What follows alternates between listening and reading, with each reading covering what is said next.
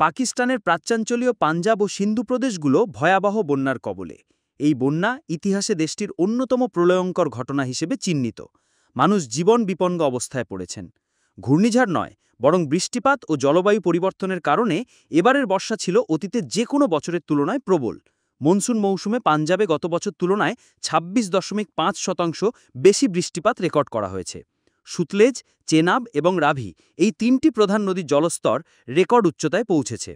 ইতিহাসে এমন আকারের বন্যা কখনো হয়নি, মন্তব্য করেছেন পাঞ্জাবের সিনিয়র মন্ত্রী মরিয়ম আওরঙ্গজেব। স্থানীয় প্রশাসন সামনে এসেছে রেস্কিউ অভিযান চালাতে।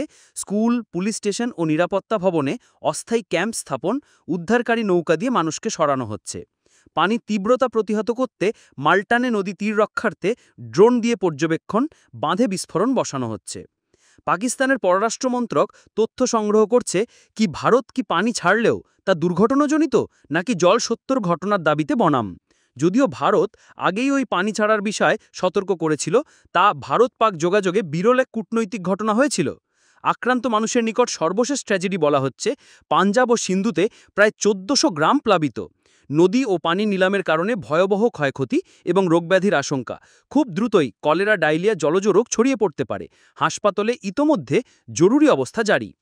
দেশজুড়ে জুন থেকে এখন পর্যন্ত বৃষ্টিপাত সম্পর্কিত দুর্ঘটনায় অন্তত ৮৪৯ জনের মৃত্যু হয়েছে আর ১১৩০ জন আহত। কৃষিপ্রধান পাঞ্জাব মুহূর্তেই খাদ্যখেজির সংকটের মুখে পড়েছে। গত বন্যা ২০২২ থেকেই সংকট বাড়ছিল, এবার যেন তাতে একটা নতুন মাত্রা যোগ হলো।